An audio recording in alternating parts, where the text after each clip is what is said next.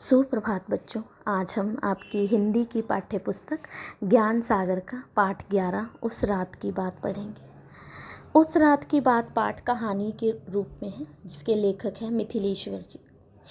यहाँ बेटे मिथिलेश्वर जी ने अपने ही जीवन की एक घटना का वर्णन किया है, जिसने उनकी ज़िंदगी, उनकी सोच, उनका लोगों के प्रति नज़रिया ही बदल दिया।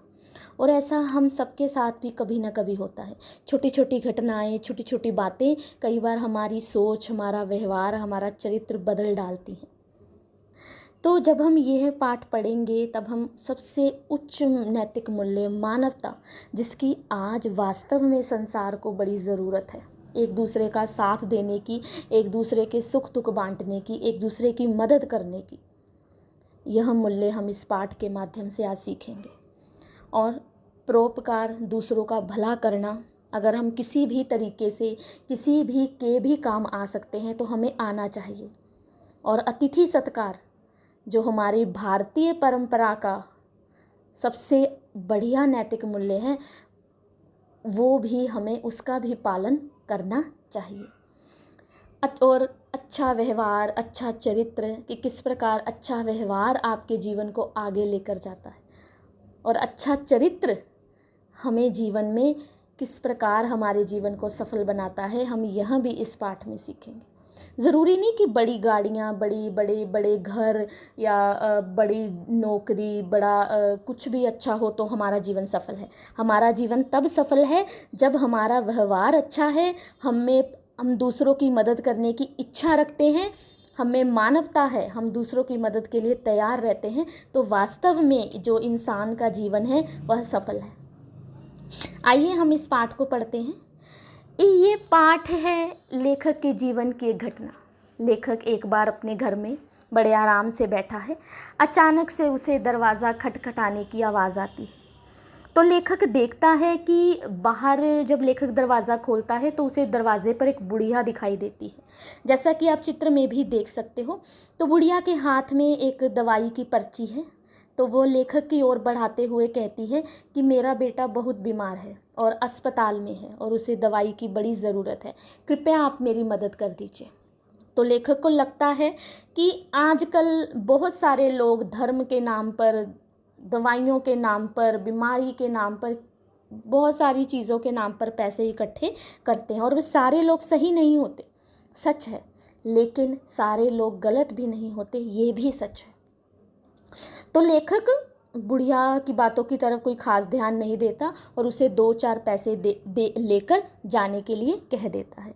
बेटे, ये उस समय की घटना है जब 2-4 पैसे, 1 रुपये, 2 रुपये का बड़ी वैल्यू थी, और लेखक बुढ़िया की मदद, थोड़ी सी मदद करना चाहता है, ज़्यादा नहीं। तो बुढ़िया 2-4 पैसे लेने से मना कर देती है और लेखक को फिर कहती है रोते हुए कि मैं भिखारिन नहीं हूँ, मेरा बेटा वास्तव में बीमार है, जब वह ठीक हो जाएगा तो मैं आपके पैसे दे दूँगी, कृपया मेरी मदद कीजिए।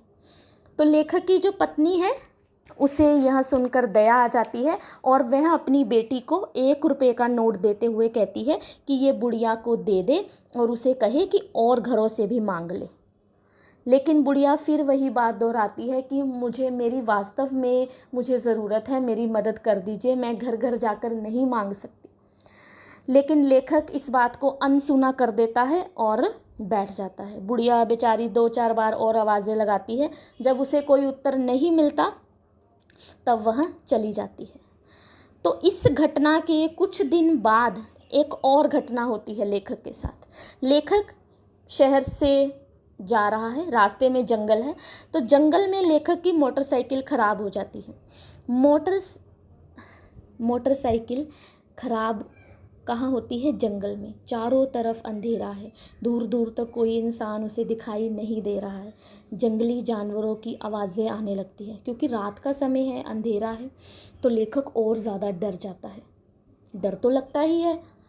तो लेखक अब यहाँ वहाँ देखता है कि शायद कोई छोटी सी बस्ती दिखाई दे, शायद कोई मैकेनिक मिल जाए उस बस्ती में, जिससे वह अपनी मोटरसाइकिल ठीक करा ले और अपने घर सही सलामत पहुँच जाए।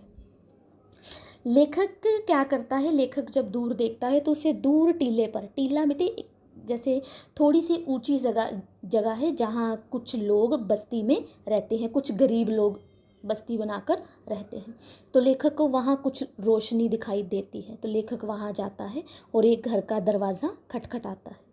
दरवाज़ा खटखटाने पर एक बुढ़िया, जैसा कि आप चित्र में देख सकते हैं, ये वही बुढ़िया है जो एक बार लेखक के घर मदद मांगने आई थी और लेखक ने उसकी मदद नहीं की थी। तो बुढ़िया बाहर आती है लालटेन लेकर, क्योंकि घरों में लाइट, बिजली की व्यवस्था नहीं है।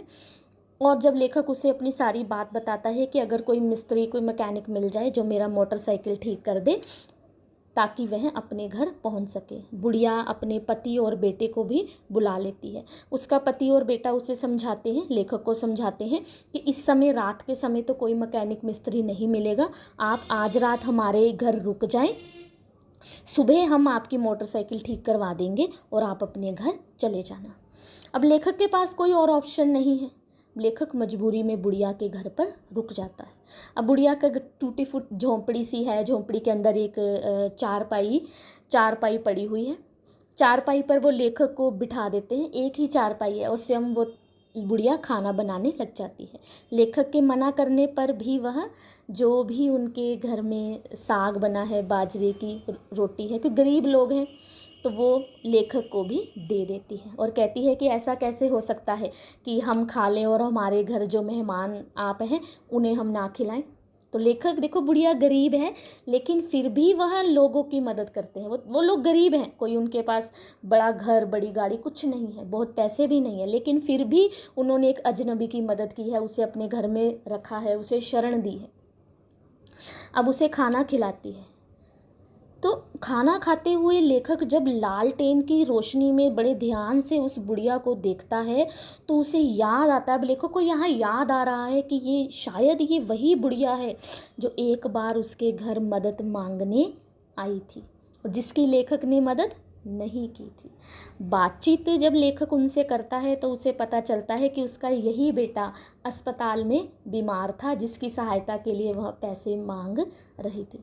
लेखक बड़ा शर्मिंदा होता है अपने मन में कि आज यही लोग मेरी इतनी मदद कर रहे हैं जिनकी कभी मैंने मदद नहीं की थी, हालांकि मेरे पास सब कुछ था, मैं इनकी मदद कर सकता था।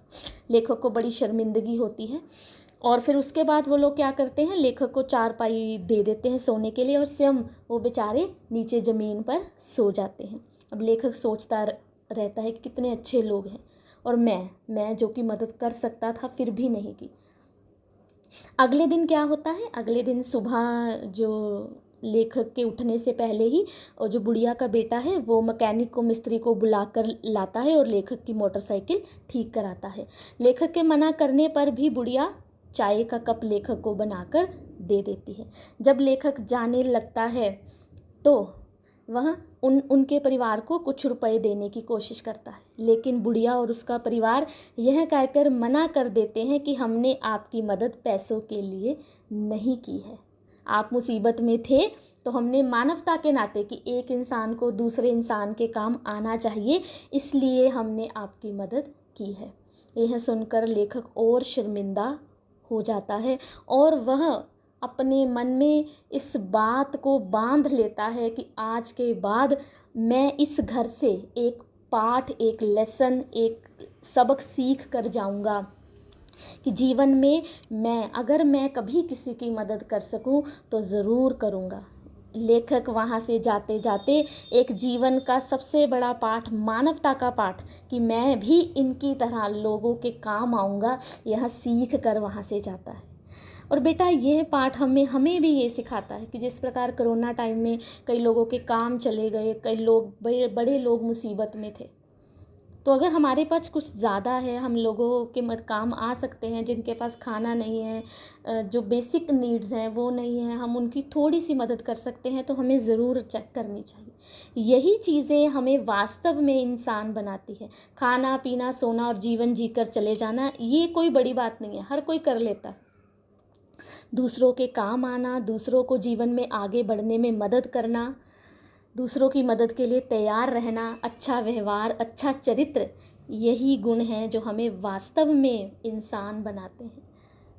तो बच्चे, हम सबको इस पाठ से यही सीखना है और इसी सीख को वास्तव में, जैसे लेखक ने इस सीख को अपने जीवन में उतार लिया, हमें भी यही सीख अपने जीवन में उतारते हुए जीवन में आगे बढ़ना है। धन्यवाद।